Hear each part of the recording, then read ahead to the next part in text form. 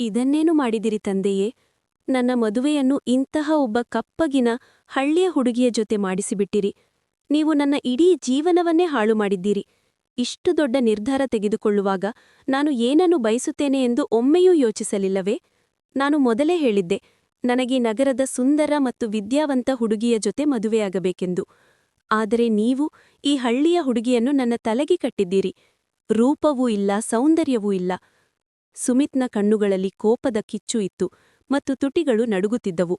ನಿನ್ನೆಯಷ್ಟೇ ಅವನ ಮದುವೆ ಗೌರಿಯ ಜೊತೆ ನಡೆದಿತ್ತು ಮತ್ತು ಇಂದು ಅವನು ತನ್ನ ಪೋಷಕರ ಮುಂದೆ ಯಾವುದೋ ಯುದ್ಧಕ್ಕೆ ಸಿದ್ಧನಾಗಿ ನಿಂತಿರುವಂತೆ ನಿಂತಿದ್ದನು. ಮಗನೇ, ನೀನು ಹೇಳುತ್ತಿರುವುದೆಲ್ಲ ಕೇವಲ ಕೋಪದಲ್ಲಿ. ಗೌರಿ ಈಗ ನಿನ್ನ ಹೆಂಡತಿ. ಅವಳಿಗೆ ಒಂದು ಅವಕಾಶ ಕೊಡು. ಅವಳು ಓದಿದ್ದಾಳೆ, ಬುದ್ಧಿವಂತೆ. ಅವಳ ಮೈಬಣ್ಣ ಸ್ವಲ್ಪ ಕಪ್ಪಗಿರಬಹುದು, ಆದರೆ ಅವಳ ಹೃದಯ ಮತ್ತು ಚಾರಿತ್ರ ಪರಿಶುದ್ಧವಾಗಿದೆ. ಈ ಮದುವೆ ಕೇವಲ ತಮಾಷೆಯಲ್ಲ, ಇದೊಂದು ಪವಿತ್ರ ಬಂಧ. ಪವಿತ್ರ ಬಂಧ. ಈ ಬಂಧ ನನ್ನ ಪಾಲಿಗೆ ಕೊರಳ ಪಾಸಾಗಿದೆ ತಂದೆಯೇ. ನೀವು ನನಗಾಗಿ ಸರಿಯಾದ ನಿರ್ಧಾರ ತೆಗೆದುಕೊಳ್ಳುತ್ತೀರಿ ಎಂದು ನಾನು ನಂಬಿದ್ದೆ. ಆದರೆ ನೀವು ನನ್ನ ಎಲ್ಲಾ ಕನಸುಗಳನ್ನು ತುಳಿದು ಹಾಕಿದ್ದೀರಿ. ನನ್ನ ಸ್ನೇಹಿತರು ಅವಳನ್ನು ನನ್ನ ಜೊತೆ ನೋಡಿದಾಗ ನನ್ನನ್ನು ನೋಡಿ ನಗುತ್ತಾರೆ. ರಘುವೀರ್ ಅವರು ಕುರ್ಚಿಗೆ ಒರಗಿ ನಿಟ್ಟುಸಿರುಬಿಟ್ಟರು. ಈಗ ಅವಳ ಧ್ವನಿಯಲ್ಲಿ ದೃಢತೆ ಇತ್ತು. ಸುಮಿತ್, ಕೇವಲ ಬಣ್ಣ ಮತ್ತು ರೂಪದಿಂದ ಜೀವನ ಸಾಗುವುದಿಲ್ಲ.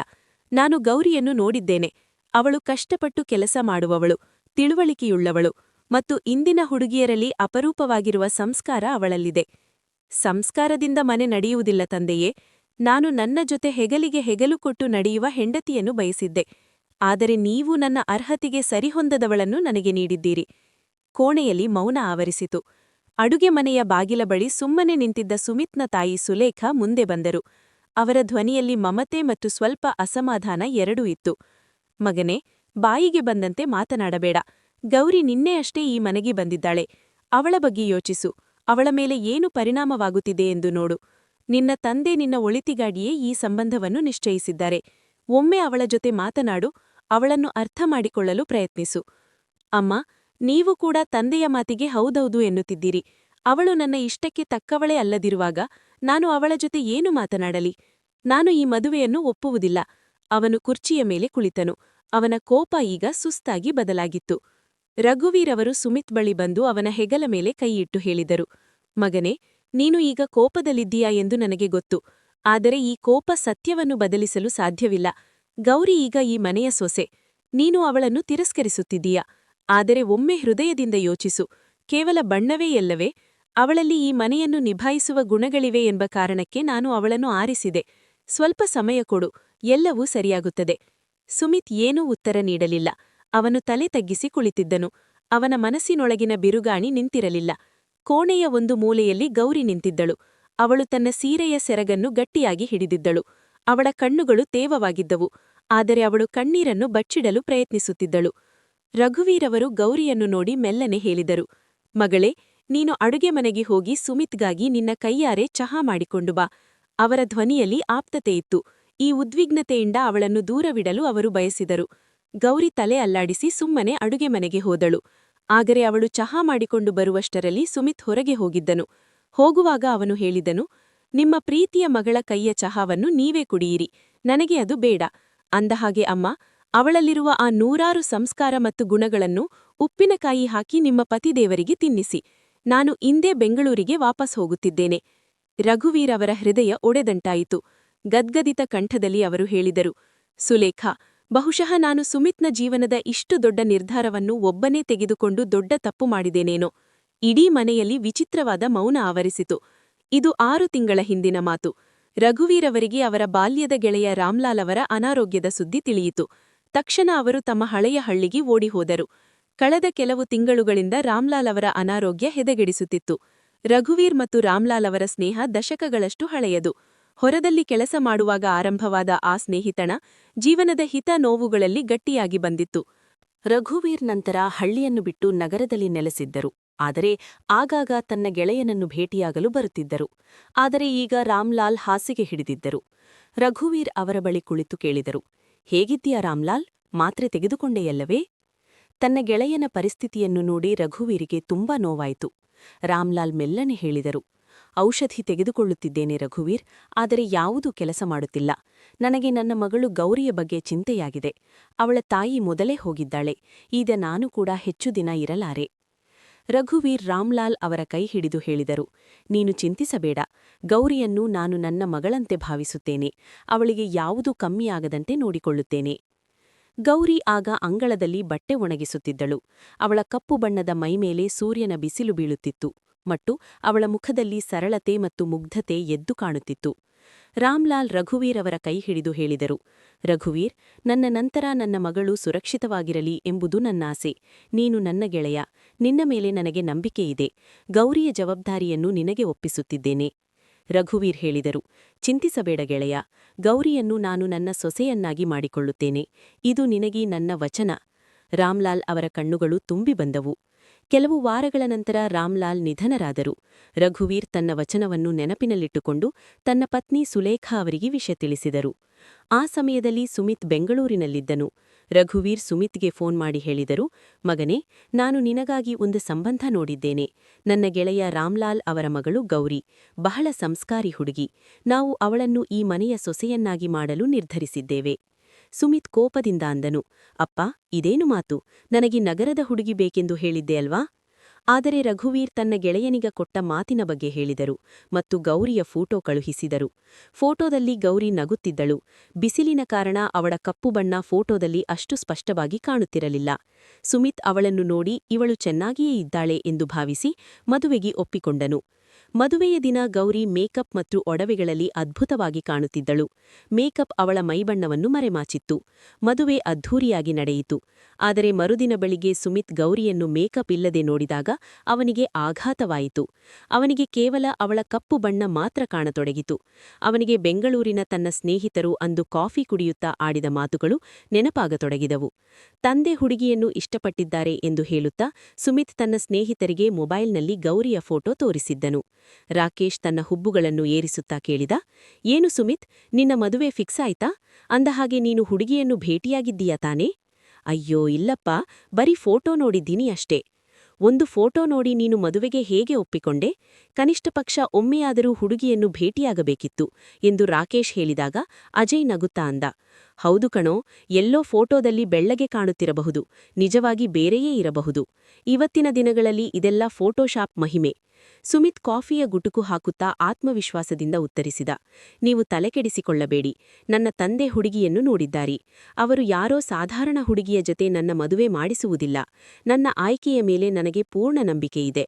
ಈಗ ರಾಕೇಶ್ ಮತ್ತು ಅಜಯ್ ಅವರ ಅದೇ ಮಾತುಗಳು ಸುಮಿತ್ನ ತಲೆಯಲ್ಲಿ ಸುತ್ತಿಗೆಯಿಂದ ಹೊಡೆದಂತೆ ಕೇಳುತ್ತಿದ್ದವು. ಮದುವೆಗೆ ಮುಂಚೆ ಒಮ್ಮೆಯಾದರೂ ಗೌರಿಯನ್ನು ನೋಡಿ ಮಾತನಾಡಿಸಬೇಕಿತ್ತು ಎಂದು ಅವನು ಎಷ್ಟು ಬಾರಿ ಅಂದುಕೊಂಡಿದ್ದನೋ ಗೊತ್ತಿಲ್ಲ. ಈಗ ಅವನ ಎದೆಯಲ್ಲಿ ಕೋಪ ಕುದಿಯುತ್ತಿತ್ತು. ರಘುವೀರವರು ಶಾಂತವಾಗಿ ಮನವೊಲಿಸಲು ಪ್ರಯತ್ನಿಸಿದರು. ಮಗನೇ, ಗೌರಿ ತುಂಬಾ ಬುದ್ಧಿವಂತೆ ಮತ್ತು ಸಂಸ್ಕಾರಿ ಹುಡುಗಿ. ಅವಳಿಗೆ ಸ್ವಲ್ಪ ಸಮಯ ಕೊಡು. ಸುಮಿತ್ ವ್ಯಂಗ್ಯವಾಗಿ ನಗುತ್ತಾ ಹೇಳಿದ, ತಂದೆಯೇ, ನೀವು ನಿಮ್ಮ ಹಳೆಯ ವಿಚಾರಗಳಲ್ಲೇ ಬದುಕಿ. ನನಗೆ ಈ ಮದುವೆಯಿಂದ ಹೊರಗೆ ಬರುವ ದಾರಿ ಬೇಕಷ್ಟೇ. ಇದನ್ನು ಕೇಳಿದ ಗೌರಿಯ ಹೃದಯ ಚೂರಾಯಿತು. ಅವಳು ಕಣ್ಣೀರನ್ನು ನುಂಗುತ್ತಾ ಅಲ್ಲಿಯೇ ನಿಂತಿದ್ದಳು. ಸುಲೇಖಾ ಅವರಿಗೆ ಇದು ಸಹಿಸಲು ಸಾಧ್ಯವಾಗಲಿಲ್ಲ. ಅವರು ಸುಮಿತ್ಗೆ ಹೇಳಿದರು, ಮಗನೇ, ಅವಳು ನಿನ್ನ ಹೆಂಡತಿ, ಆಟದ ವಸ್ತುವಲ್ಲ. ಇಷ್ಟ ಬಂದಾಗ ಇಟ್ಟುಕೊಳ್ಳಲು, ಇಲ್ಲದಾಗ ಎಸೆಯಲು. ಆದರೆ ಸುಮಿತ್ ಯಾವುದನ್ನು ಕೇಳುವ ಸ್ಥಿತಿಯಲ್ಲಿರಲಿಲ್ಲ. ಅಂದೇ ಅವನು ಗೌರಿಯನ್ನು ಬಿಟ್ಟು ಒಬ್ಬನೇ ಬೆಂಗಳೂರಿಗೆ ವಾಪಸ್ ಹೋದನು. ಮನೆಯ ವಾತಾವರಣ ಈಗ ಸಂಪೂರ್ಣ ಬದಲಾಗಿತ್ತು. ಗೌರಿ ಆ ಮನೆಗೆ ಸೊಸೆಗಿಂತ ಹೆಚ್ಚಾಗಿ ಮಗಳಾಗಿದ್ದಳು. ರಘುವೀರ್ ಮತ್ತು ಸುಲೇಖಾ ಅವಳನ್ನು ತುಂಬ ಪ್ರೀತಿಯಿಂದ ನೋಡಿಕೊಳ್ಳುತ್ತಿದ್ದರು. ಆದರೆ ರಘುವೀರ್ ಅವರ ಮನಸ್ಸಿನಲ್ಲಿ ಒಂದು ಅಳುಕಿತ್ತು, ಗೌರಿಯನ್ನು ಸೊಸೆಯನ್ನಾಗಿ ಮಾಡಿ ಅವರು ಅವಳಿಗೆ ಅನ್ಯಾಯ ಮಾಡಿದರೆ ಎಂದು. 1 ತಿಂಗಳು ಕಳೆಯಿತು. ಸುಮಿತ್ನ ಕೋಪ ಸ್ವಲ್ಪ ಕಡಿಮೆಯಾಗಿತ್ತು. ಆದರೆ ಅಸಮಾಧಾನ ಹಾಗೆಯೇ ಇತ್ತು. ರಘುವೀರ್ ಫೋನ್ ಮಾಡಿ ಕಠಿಣ ಧ್ವನಿಯಲ್ಲಿ ಹೇಳಿದರು, ಮಗನೇ, ಸಾಕು ಮಾಡು. ಇದು ಮದುವೆ, ತಮಾಷೆಯಲ್ಲ. ಈಗಲೇ ಗೌರಿಯನ್ನು ನಿನ್ನ ಜೊತೆ ಬೆಂಗಳೂರಿಗೆ ಕರೆದುಕೊಂಡು ಹೋಗು. ಅವಳು ನಿನ್ನ ಹೆಂಡತಿ. ಅವಳಿಗೆ ಸಿಗಬೇಕಾದ ಹಕ್ಕು ಸಿಗಲೇಬೇಕು. ನಾನು ಯಾವುದೇ ವಾದವನ್ನು ಕೇಳುವುದಿಲ್ಲ. ನೀನು ಇಲ್ಲಿಗೆ ಬಂದು ಅವಳನ್ನು ಕರೆದುಕೊಂಡು ಹೋಗು. ಇಲ್ಲದಿದ್ದರೆ ನಾನೇ ಅವಳನ್ನು ಕರೆದುಕೊಂಡು ಬೆಂಗಳೂರಿಗೆ ಬರುತ್ತೇನೆ. ಸುಮಿತ್ಗೆ ಬೇರೆ ದಾರಿ ಇರಲಿಲ್ಲ. ತಂದೆಯ ಆಜ್ಞೆಯಲ್ಲೂ ಮೀರುವುದು ಕಷ್ಟವೆಂದು ಅವನಿಗೆ ತಿಳಿದಿತ್ತು. ನಾನೇ ಬರುತ್ತೇನೆ ಎಂದು ವಿವಶನಾಗಿ ಹೇಳಿದಾಗ ರಘುವೀರ್ ಎಚ್ಚರಿಸಿದರು, ನನ್ನ ಸೊಸೆಗೆ ಯಾವುದೇ ತೊಂದರೆ ಆಗಬಾರದು. ಇದು ನನ್ನ ಕೊನೆಯ ಎಚ್ಚರಿಕೆ. 3-4 ದಿನಗಳ ನಂತರ ಸುಮಿತ್ ವಾಪಸ್ ಬಂದನು ಮತ್ತು ಅನಿವಾರ್ಯವಾಗಿ ಗೌರಿಯನ್ನು ತನ್ನ ಜೊತೆ ಬೆಂಗಳೂರಿಗೆ ಕರೆದೊಯ್ದನು. ರೈಲಿನಲ್ಲಿ ಕುಳಿತಿದ್ದ ಸುಮಿತ್ನ ಮನಸ್ಸು ಅಸ್ತವ್ಯಸ್ತವಾಗಿತ್ತು. ಅವನ ಸ್ನೇಹಿತರಾದ ರಾಕೇಶ್, ಅಜಯ್ ಮತ್ತು ನರೇಶ್ ಮದುವೆಗೆ ಬಂದಿರಲಿಲ್ಲ. ಅವರು ಇನ್ನೂ ಗೌರಿಯನ್ನು ನೋಡಿರಲಿಲ್ಲ. ಈಗ ಬೆಂಗಳೂರಿನಲ್ಲಿ ಅವರು ಭೇಟಿಯಾಗುವುದು ಖಂಡಿತ. ಅವರು ಗೌರಿಯನ್ನು ನೋಡಿದಾಗ ಏನು ಹೇಳಬಹುದು? ಈ ಆಲೋಚನೆಯೇ ಅವನಿಗೆ ಮುಜುಗರ ಉಂಟುಮಾಡುತ್ತಿತ್ತು. ರಾಕೇಶ್ ತನ್ನ ಹೆಂಡತಿ ಸೋನಾಕ್ಷಿಯ ಬಗ್ಗೆ ಎಷ್ಟು ಹಮ್ಮಿನಿಂದ ಇರುತ್ತಾನೆ. ಅವಳು ಎಷ್ಟು ಸುಂದರವಾಗಿದ್ದಾಳೆ. ಅಜಯ್ನ ಹೆಂಡತಿ ಸೀಮಾ ಕೂಡ ಮಾಡೆಲ್ನಂತಿದ್ದಾಳೆ ಎಂದು ಸುಮಿತ್ ಯೋಚಿಸಿದನು. ಗೌರಿಯನ್ನು ನೋಡಿದಾಗ ಅವನಿಗೆ ಅವರಿಬ್ಬರಿಗಿಂತ ಗೌರಿ ತುಂಬ ಕೀಳಾಗಿ ಕಂಡಳು. ನಮ್ಮದು ಎಷ್ಟು ವಿಚಿತ್ರ ಜೋಡಿ. ಸ್ನೇಹಿತರು ಮನೆಗೆ ಬರುವುದಾಗಿ ಹೇಳಿದರೆ ಏನಾದರೂ ನೆಪ ಹೇಳಬೇಕು ಎಂದು ಅವನು ತನ್ನನ್ನು ತಾನು ಸಮಾಧಾನಪಡಿಸಿಕೊಳ್ಳುತ್ತಿದ್ದನು. ಅಂತಿಮವಾಗಿ ಗೌರಿ ಸುಮಿತ್ನ ಫ್ಲಾಟ್ಗೆ ಬಂದಳು. ಸುಮಿತ್ನ ಮನೆ ತುಂಬಾ ಅಸ್ತವ್ಯಸ್ತವಾಗಿತ್ತು. ಬಟ್ಟೆಗಳು ಎಲ್ಲೆಂದರಲ್ಲಿ ಬಿದ್ದಿದ್ದವು. ಪಾತ್ರೆಗಳು ಸಿಂಕ್ನಲ್ಲಿ ತುಂಬಿದ್ದವು. ಗೌರಿ ಸುಸ್ತಾಗಿದ್ದರೂ ಸುಮ್ಮನೆ ಎಲ್ಲವನ್ನೂ ಅಚ್ಚುಕಟ್ಟಾಗಿ ಜೋಡಿಸಲು ಶುರುಮಾಡಿದಳು. ಸುಮಿತ್ ಬೇಕೆಂದೇ ಆಫೀಸ್ನಿಂದ ತಡವಾಗಿ ಮನೆಗೆ ಬಂದನು. ಆದರೆ ಮನೆಗೆ ಬಂದಾಗ ಇಡೀ ಮನೆ ಸುಂದರವಾಗಿ ಅಲಂಕೃತಗೊಂಡಿರುವುದನ್ನು ನೋಡಿ ಅವನಿಗೆ ಆಶ್ಚರ್ಯವಾಯಿತು. ಆದರೂ ಅವನು ಏನನ್ನೂ ಹೇಳಲಿಲ್ಲ. ಗೌರಿ ಅವನಿಗಾಗಿ ಬಿಸಿ ಬಿಸಿ ಪುಲಾವ್ ಮತ್ತು ಪನೀರ್ ಸಬ್ಜಿ ಮಾಡಿದ್ದಳು. ಇದೆಲ್ಲ ಮಾಡುವ ಅಗತ್ಯವಿರಲಿಲ್ಲ ಎಂದು ಸುಮಿತ್ ತಣ್ಣಗೆ ಹೇಳಿದನು. ಗೌರಿ ಮೆಲ್ಲನೆ ಹೇಳಿದಳು, ನೀವು ಸುಸ್ತಾಗಿ ಬಂದಿದ್ದೀರಿ, ಏನಾದರೂ ಚೆನ್ನಾಗಿರುವುದು ತಿನ್ನಿ. ಸುಮಿತ್ ಸುಮ್ಮನೆ ಕುಳಿತು ಊಟ ಮಾಡಿದನು. ಅಡುಗೆಯ ರುಚಿ ಅವನಿಗೆ ತುಂಬಾ ಇಷ್ಟವಾಯಿತು. ಗೌರಿಗೆ ಸುಮಿತ್ನ ಮನಸ್ಸಿನ ತುಮುಲ ಅರ್ಹವಾಗಿತ್ತು. ಊಟದ ನಂತರ ಸುಮಿತ್ ಬೆಡ್ರೂಮ್ ಬಿಟ್ಟು ಸೋಫಾದ ಮೇಲೆ ಮಲಗಲು ಹೋದನು. ಗೌರಿ ಕೋಣಿಯೊಳಗೆ ಹೋಗಿ ತುಂಬಾ ಅತ್ತಳು. ಆದರೂ ಅವಳು ಸೋಲೊಪ್ಪಲಿಲ್ಲ. ಅವಳಿಗೆ ಹೊಲಿಗೆ ಮತ್ತು ಕಸೂದಿ ಕೆಲಸ ಬರುತ್ತಿತ್ತು. ಸಮಯ ಸಿಕ್ಕಾಗಲೆಲ್ಲ ಅವಳು ಅದೇ ಕೆಲಸ ಮಾಡುತ್ತಿದ್ದಳು. ಸುಮಿತ್ ಪ್ರತಿದಿನ ಮನೆಗೆ ಬಂದಾಗ ಮನೆ ತುಂಬ ಶುಚಿಯಾಗಿರುವುದನ್ನು ನೋಡಿ ಮನಸ್ಸಿನಲ್ಲೇ ಮೆಚ್ಚಿಕೊಳ್ಳುತ್ತಿದ್ದನು. ಆದರೆ ಅದನ್ನು ಹೊರಗೆ ಹೇಳುತ್ತಿರಲಿಲ್ಲ. ಗೌರಿ ಅತ್ತೆಯವರಿಗೆ ಫೋನ್ ಮಾಡಿ ಸುಮಿತ್ನ ಇಷ್ಟ ಕಷ್ಟಗಳನ್ನು ಕೇಳಿ ತಿಳಿದುಕೊಳ್ಳುತ್ತಿದ್ದಳು. ಸುಮಿತ್ ಸ್ನಾನಕ್ಕೆ ಹೋದಾಗ ಬಾತ್ರೂಮ್ 5 ಸ್ಟಾರ್ ಹೋಟೆಲ್ನಂತೆ ಶುಚಿಯಾಗಿರುತ್ತಿತ್ತು. ಇದೆಲ್ಲವೂ ಅವನ ಮನಸ್ಸಿನಲ್ಲಿ ಗೌರಿಯ ಬಗ್ಗೆ ಗೌರವ ಮೂಡಿಸುತ್ತಿತ್ತು. ಆದರೆ ತಕ್ಷಣವೇ ಅವನು ಇದೆಲ್ಲವನ್ನೂ ಒಬ್ಬ ಕೆಲಸದವಳು ಕೂಡ ಮಾಡುತ್ತಾಳೆ ಎಂದು ತನ್ನ ಮನಸ್ಸನ್ನು ಕಲ್ಲು ಮಾಡಿಕೊಳ್ಳುತ್ತಿದ್ದನು. ಒಂದು ಭಾನುವಾರ ಬೆಳಗ್ಗೆ ಗೌರಿ ಬಿಸಿ ಬಿಸಿ ಅವಲಕ್ಕಿ ಅಂದರೆ ಪೋಹಿ ಬಡಿಸಿದಳು.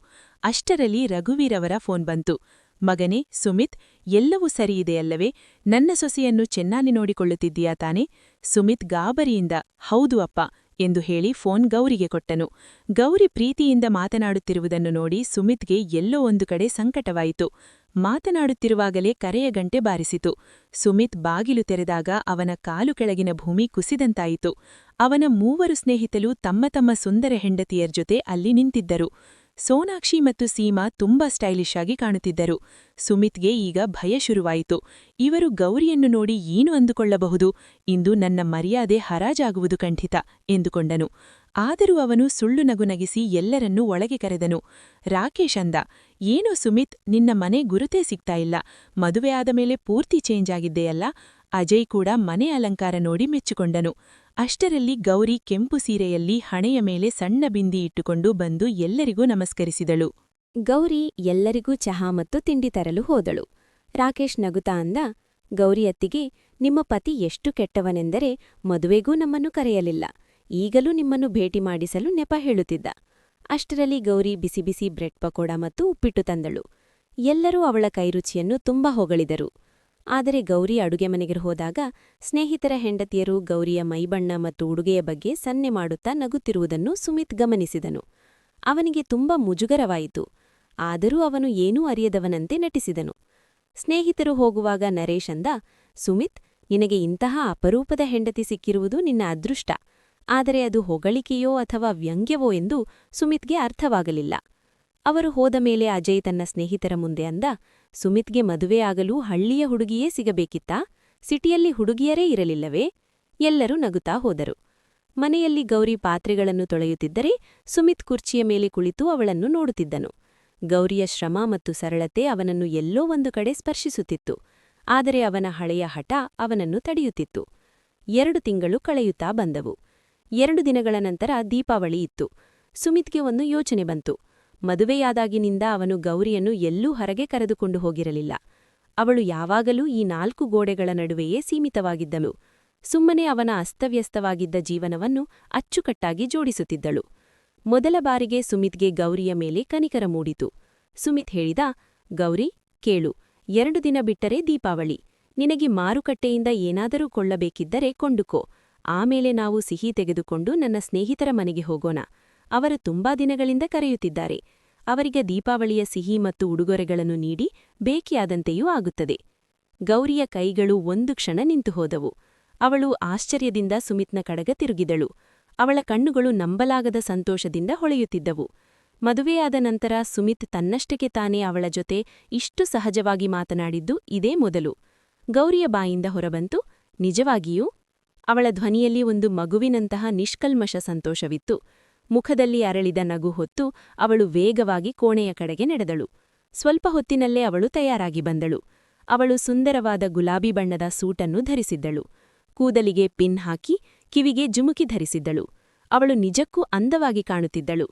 ಈ ಕ್ಷಣವನ್ನು ಅವಳು ತನ್ನ ಜೀವನದ ಸ್ಮರಣೀಯ ಕ್ಷಣವನ್ನಾಗಿ ಮಾಡಿಕೊಳ್ಳಲು ಬಯಸಿದ್ದಳು. ಆದರೆ ಸುಮಿತ್ ಅವಳನ್ನು ಕಣ್ಣೆತ್ತಿ ನೋಡಲಿಲ್ಲ. ಅವನ ದೃಷ್ಟಿ ಇನ್ನೂ ನೆಲದ ಮೇಲೆಯೇ ಇತ್ತು. ಅವನು ಇಂದಿಗೂ ತನ್ನೊಳಗಿನ ಗೊಂದಲಗಳ ಜೊತೆ ಹೋರಾಡುತ್ತಿದ್ದನು. ಗೌರಿ ಕೇಳಿದಳು, ಹೋಗೋಣವೇ? ಸುಮಿತ್ ತಣ್ಣಗೆ ಉತ್ತರಿಸಿದ, ಹೌದು, ಹೋಗೋಣ. ಇಬ್ಬರೂ ಮನೆಯಿಂದ ಹೊರಟು ಮಾರುಕಟ್ಟೆಯ ಮೂಲಕ ರಾಕೇಶ್ನ ಮನೆಗೆ ತಲುಪಿದರು. ಸುಮಿತ್ ಡೋರ್ಬೆಲ್ ಬಾರಿಸಿದರೂ ಯಾವುದೇ ಪ್ರತಿಕ್ರಿಯೆ ಬರಲಿಲ್ಲ. ಅವನು ಸ್ವಲ್ಪ ಕಿರಿಕಿರಿಯಿಂದ ಬಾಗಿಲನ್ನು ತಟ್ಟಿದಾಗ ಅದು ತನ್ನಷ್ಟಕ್ಕೆ ತಾನೇ ತೆರೆದುಕೊಂಡಿತು. ಗೌರಿ ಆಶ್ಚರ್ಯದಿಂದ ಅಂದಳು, ಇದು ತೆರೆದೇ ಇದೆಯಲ್ಲ? ಸುಮಿತ್ ಏನೂ ಹೇಳದೆ ಒಳಗೆ ಹೆಜ್ಜೆ ಹಾಕಿದ. ಗೌರಿ ಅವನನ್ನು ಅನುಸರಿಸಿದಳು. ಒಳಗಿನ ಅಡುಗೆ ಮನೆಯಿಂದ ಪಾತ್ರೆಗಳ ಶಬ್ದ ಕೇಳಿಸುತ್ತಿತ್ತು. ಸುಮಿತ್ ಕೂಗಿ ಕರೆದ, ರಾಕೇಶ್? ತಕ್ಷಣ ರಾಕೇಶ್ ಅಡುಗೆ ಮನೆಯಿಂದ ಹೊರಬಂದನು. ಅವನ ಕೈಗಳು ಒದ್ದೆಯಾಗಿದ್ದವು. ಅವನನ್ನು ಕಂಡು ಸುಮಿತ್ ಮನಸ್ಸಿನಲ್ಲೇ ಅಂದುಕೊಂಡ, ಓಹೋ, ಹಾಗಾದರೆ ಇವನು ಪಾತ್ರೆ ತೊಳೆಯುತ್ತಿದ್ದಾನಾ? ಎಂತಹ ಪರಿಸ್ಥಿತಿ ತಂದುಕೊಂಡಿದ್ದಾನೆ ಇವನು? ರಾಕೇಶ್ ಅವರನ್ನು ನೋಡಿ ಸ್ವಲ್ಪ ಸಂಕೋಚದಿಂದ ಹೇಳಿದ, ಅರೆ ಸುಮಿತ್, ಗೌರಿಯತ್ತಿಗೆ, ಬನ್ನಿ ಬನ್ನಿ, ನಮ್ಮ ಮನೆದಾರಿ ಹೇಗೆ ನೆನಪಾಯಿತು? ಅವನು ತಕ್ಷಣ ಸೋಫಾದ ಮೇಲೆ ಹರಡಿದ್ದ ಕಾಗದಗಳನ್ನು ಅಚ್ಚುಕಟ್ಟಾಗಿ ಮಾಡಿ ಅವರನ್ನು ಕುಳ್ಳಿಸಿದನು. ಕೋಣೆ ಅಸ್ತವ್ಯಸ್ತವಾಗಿತ್ತು. ಮೇಜಿನ ಮೇಲೆ ಹಳೆಯ ಚಹಾದ ಕಲೆಗಳು, ಮೂಲೆಯಲ್ಲಿ ಕಾಗದಗಳು ಮತ್ತು ಗಾಳಿಯಲ್ಲಿ ಒಂದು ರೀತಿಯ ಅಸಮಾಧಾನವಿತ್ತು. ರಾಕೇಶ್ ನಗುತ್ತಾ ಹೇಳಿದ, ಸೋನಾಕ್ಷಿ ತನ್ನ ಸ್ನೇಹಿತರ ಹೆಂಡತಿಯರು ಕಿಟ್ಟಿ ಪಾರ್ಟಿಗೆ ಹೋಗಿದ್ದಾಳೆ. ಇವತ್ತೇ ಈ ಕೆಲಸದವಳು ಕೂಡ ಬರಲಿಲ್ಲ. ನೀವು ಕುಳಿತುಕೊಳ್ಳಿ, ನಾನು ಚಹಾ ಮಾಡಿಕೊಂಡು ಬರುತ್ತೇನೆ. ಅವನು ಹೋಗಲು ಅನುವಾದಾಗ ಗೌರಿ ಮೆಲ್ಲಗೆ ಹೇಳಿದಳು, ಬೇಡ ಅಣ್ಣ, ನೀವು ಕುಳಿತುಕೊಳ್ಳಿ, ನಾನು ಮಾಡಿಕೊಂಡು ಬರುತ್ತೇನೆ. ಅವಳು ಅಡುಗೆ ಮನೆಗೆ ನಡೆದಳು. ಅಷ್ಟರಲ್ಲಿ ಒಳಗಿನ ಕೋಣೆಯಿಂದ ರಾಕೇಶ್ನ ತಂದೆಯ ದಣಿದ ಧ್ವನಿ ಕೇಳಿಸಿತು, ಮಗನೇ, ನನ್ನ ದಲಿಯಾ ತಯಾರಾಯಿತೆ? ಕೊಡು. ರಾಕೇಶ್ ದಾಬರಿಯಿಂದ ಅಂದ, ಈಗಲೇ ಮಾಡುತ್ತೇನೆ ಅಪ್ಪ. ಆದರೆ ಗೌರಿ ತಿರುಗಿ ಹೇಳಿದಳು, ಪರವಾಗಿಲ್ಲ ಅಣ್ಣ, 5 ನಿಮಿಷದ ಕೆಲಸ, ನಾನೇ ಮಾಡುತ್ತೇನೆ. ಗೌರಿ ಅಡುಗೆ ಮನೆಗೆ ಕಾಲಿಡುತ್ತಲೇ ಒಬ್ಬ ಅನುಭವಿ ಗೃಹಿಣಿಯಿಲ್ತೆ ಕೆಲಸ ಸಂಭಾಳಿಸಿದಳು. ಅವಳ ಬೆರಳುಗಳು ಯಾವುದೇ ಆತುರವಿಲ್ಲದೆ ಆದರೆ ಅದ್ಭುತವಾದ ವೇಗ ಮತ್ತು ಚಾಕಚಕ್ಯತೆಯಿಂದ ಕೆಲಸ ಮಾಡುತ್ತಿದ್ದವು. ಅವಳು ಮೊದಲು ಒಲೆಯ ಮೇಲೆ ನೀರಿಟ್ಟಳು. ಚಹಾ ಪುಡಿ, ಏಲಕ್ಕಿ ಮತ್ತು ಶುಂಠಿ ಹಾಕುತ್ತಲೇ ಇನ್ನೊಂದೆಡೆ ದಲಿಯಾಕ್ಕೆ ಹಾಲು ಕುದಿಸಲು ಶುರು ಮಾಡಿದಳು. ಅದು ಓಪನ್ ಕಿಚನ್ ಆಗಿದ್ದರಿಂದ ರಾಕೇಶ್ ಮತ್ತು ಸುಮಿತ್ ಅವಳ ಕೆಲಸವನ್ನು ನೋಡುತ್ತಿದ್ದರು. ಅವಳ ಪ್ರತಿಯೊಂದು ಚಲನೆಯಲ್ಲೂ ಒಂದು ಲಯವಿತ್ತು. ಯಾವುದೇ ಒತ್ತಡವಾಗಲಿ ಹಿಂಜರಿಕೆಯಾಗಲಿ ಇರಲಿಲ್ಲ. ಅಡುಗೆ ಮನೆ ಅವಳದೇ ಎನ್ನುವಂತೆ ಕೆಲಸ ಮಾಡುತ್ತಿದ್ದಳು. ಕೆಲವೇ ಕ್ಷಣಗಳಲ್ಲಿ ಚಹಾದ ಪರಿಮಳ ಮತ್ತು ದಲಿಯಾದ ಸುವಾಸನೆ ಮನೆಯಲ್ಲಿ ಹರಡಿತು. ಅವಳು ದಲಿಯಾವನ್ನು ಬಟ್ಟಲಿಗೆ ಹಾಕಿ ರಾಕೇಶ್ ತಂದೆಯ ಕೋಣೆಗೆ ಹೋಗಿ ಕೊಟ್ಟಳು. ತಂದೆಯೇ, ಇಲ್ಲಿದೆ ನೋಡಿ ನಿಮ್ಮ ದಲಿಯಾ ಅಂದಳು. ಯಾರು ಮಗಳೇ ನೀನು ಎಂದು ಅವರು ಕನ್ನಡಕ ಹಾಕಿಕೊಂಡು ಕೇಳಿದಾಗ ಗೌರಿ ಹೇಳಿದಳು, 1 ನಿಮಿಷದಲ್ಲಿ ಬರುತ್ತೇನೆ, ಆಮೇಲೆ ಎಲ್ಲವನ್ನೂ ಹೇಳುತ್ತೇನೆ. ಅವಳು ಹೊರಗೆ ಬಂದು ರಾಕೇಶ್ ಮತ್ತು ಸುಮಿತ್ಗೆ ಚಹಾ ನೀಡಿ ತನ್ನ ಚಹಾವನ್ನು ಹಿಡಿದು ಮತ್ತೆ ವೃದ್ಧರ ಕೋಣೆಗೆ ಹೋದಳು. ರಾಕೇಶ್ ಚಹಾ ಕುಡಿಯುತ್ತಾ ನಿಟ್ಟುಸಿರು ಬಿಟ್ಟನು. ಸುಮಿತ್, ಹೆಂಡತಿ ಎಂದರೆ ಗೌರಿಯತ್ತಿಗೆ ಅಂತಿರಬೇಕು ಕಣೋ. ಬೆಳಿಗ್ಗೆಯಿಂದ ಮನೆ ನೋಡಿ ನನಗೆ ತಲೆ ಸುತ್ತು ಬರುತ್ತಿತ್ತು. ಕೆಲಸದವಳು ಇಲ್ಲ, ಸೋನಾಕ್ಷಿ ಪಾರ್ಟಿಯಲ್ಲಿದ್ದಾಳೆ.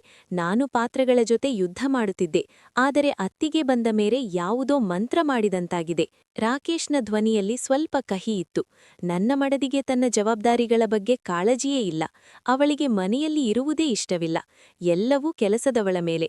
ಅವಳು ಬರಲಿಲ್ಲವೆಂದರೆ ಮನೆ ಯುದ್ಧಭೂಮಿಯಂತಾಗುತ್ತದೆ.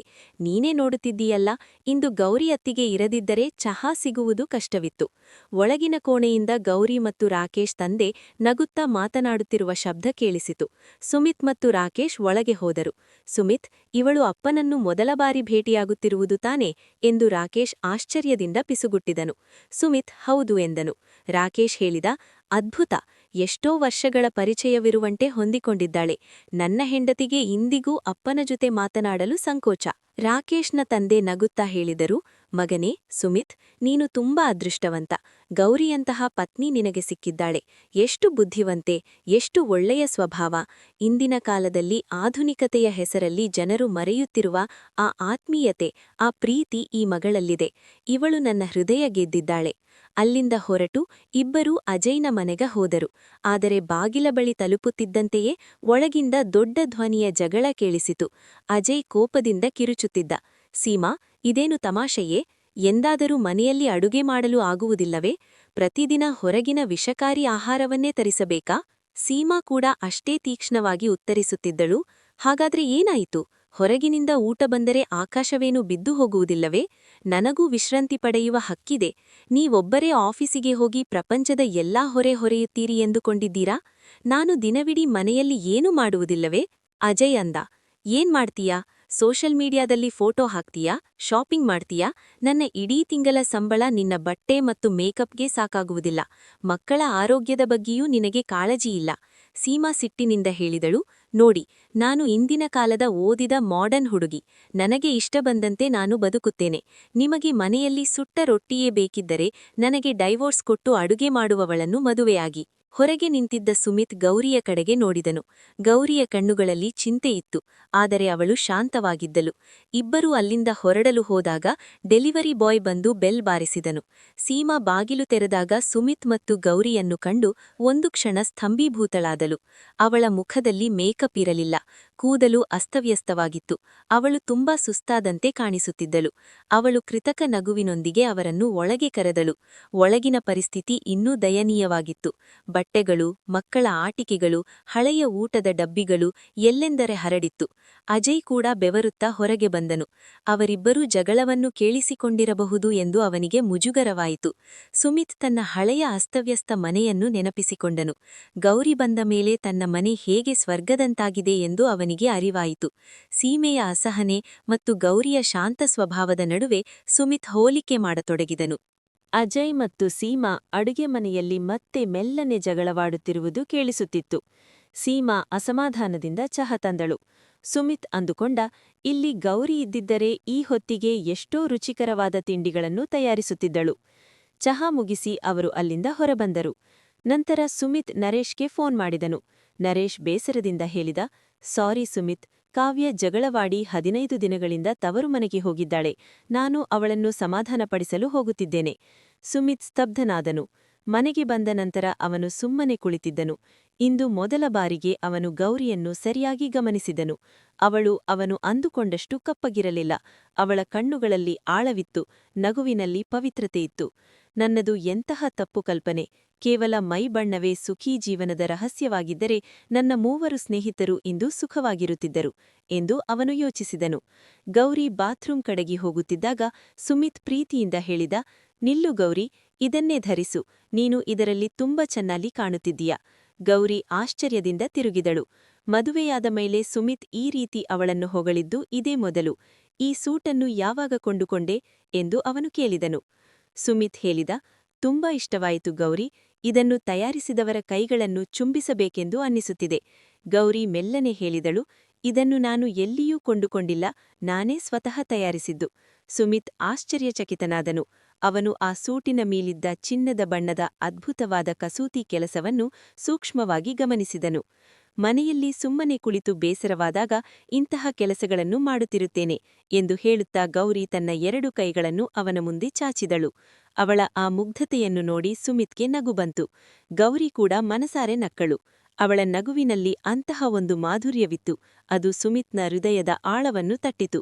ಸುಮಿತ್ ಅವಳ ಕೈಗಳನ್ನು ತನ್ನ ಕೈಗಳಲ್ಲಿ ಹಿಡಿದುಕೊಂಡು ಹೇಳಿದ, ನಾನು ನಿನ್ನನ್ನು ಅರ್ಥ ಮಾಡಿಕೊಳ್ಳಲು ತುಂಬ ತಡ ಮಾಡಿದೆ ಅಲ್ವೇ ಗೌರಿ? ಗೌರಿಯ ಕಣ್ಣುಗಳು ತೇವವಾಗಿದ್ದವು, ಆದರೆ ಅವಳ ಮುಖದ ಮೇಲಿನ ನಗು ಮಾಸಿರಲಿಲ್ಲ. ಪರವಾಗಿಲ್ಲ, ನೀವು ಸರಿಯಾದ ಸಮಯಕ್ಕೆ ಹಿಂತಿರುಗಿದ್ದೀರಿ, ಅದೇ ಎಲ್ಲಕ್ಕಿಂತ ದೊಡ್ಡ ವಿಷಯ ಎಂದು ಅವಳು ಉತ್ತರಿಸಿದಳು. ಹೊರಗೆ ರಾತ್ರಿ ಕವಿಯುತ್ತಿತ್ತು, ಆದರೆ ಆ ಮನೆಯೊಳಗೆ ಮೊದಲ ಬಾರಿಗೆ ನಿಜವಾದ ಪ್ರೀತಿಯ ಬೆಳಕು ಮೂಡುತ್ತಿತ್ತು. ಒಂದು ಹೊಸ ಮುಂಜಾನೆಯ ಮೊದಲು ಒಂದು ಹೊಸ ಮತ್ತು ಪವಿತ್ರವಾದ ಸಂಬಂಧ ಜನ್ಮತಾಳಿತು. ಸ್ನೇಹಿತರೆ, ಈ ಕಥೆಯ ನೀತಿ ಸಂದೇಶವೇನೆಂದರೆ ಸೌಂದರ್ಯವು ಕೇವಲ ಮೈಬಣ್ಣ ಅಥವಾ ರೂಪದಲ್ಲಿರುವುದಿಲ್ಲ, ಬದಲಾಗಿ ಮನುಷ್ಯನ ಸ್ವಭಾವ, ಗುಣಗಳು ಮತ್ತು ಅವನ ನಡವಳಿಕೆಯಲ್ಲಿರುತ್ತದೆ. ನಿಜವಾದ ಪ್ರೀತಿ, ತಿಳುವಳಿಕೆ ಮತ್ತು ಆತ್ಮೀಯತೆಯೇ ಸಂಬಂಧಗಳ ನಿಜವಾದ ಆಸ್ತಿಯಾಗಿದೆ. ಈ ಕಥೆಯು ನಮಗೆ ಕಲಿಸುವುದೇನೆಂದರೆ ಯಾರನ್ನೇ ಆಗಲಿ ಅವರ ಹೊರಗಿನ ಸೌಂದರ್ಯದ ಆಧಾರದ ಮೇಲೆ ಅಳೆಯಬಾರದು. ಮನುಷ್ಯನ ನಿಜವಾದ ಬೆಲೆ ಅವನ ಮನಸ್ಸಿನ ಸೌಂದರ್ಯ ಮತ್ತು ಅವನ ಸಂಸ್ಕಾರದಲ್ಲಿ ಅಡಗಿರುತ್ತದೆ. ಸ್ನೇಹಿತರೆ, ಇದಾಗಿತ್ತು ಇಂದಿನ ಕಥೆ. ಈ ಕಥೆಯ ಬಗ್ಗೆ ನಿಮ್ಮ ಅಭಿಪ್ರಾಯವೇನು ಎಂಬುದನ್ನು ಕಮೆಂಟ್ ಬಾಕ್ಸ್ನಲ್ಲಿ ಖಂಡಿತ ತಿಳಿಸಿ. ನಿಮಗೆ ಈ ಕಥೆ ಇಷ್ಟವಾಗಿದ್ದರೆ ವಿಡಿಯೋವನ್ನು ಲೈಕ್ ಮಾಡಿ ಮತ್ತು ಸ್ಟೋರಿ ಕಾರ್ನರ್ ಚಾನೆಲ್ ಅನ್ನು ಸಬ್ಸ್ಕ್ರೈಬ್ ಮಾಡಿ. ಬೆಲ್ ಐಕಾನ್ ಕ್ಲಿಕ್ ಮಾಡಿ ಅದನ್ನು ಆಲ್ಗೆ ಸೆಟ್ ಮಾಡಿ. ಇದರಿಂದ ನಿಮಗೆ ಹೊಸ ವಿಡಿಯೋಗಳ ಮಾಹಿತಿ ತಕ್ಷಣವೇ ದೊರೆಯುತ್ತದೆ.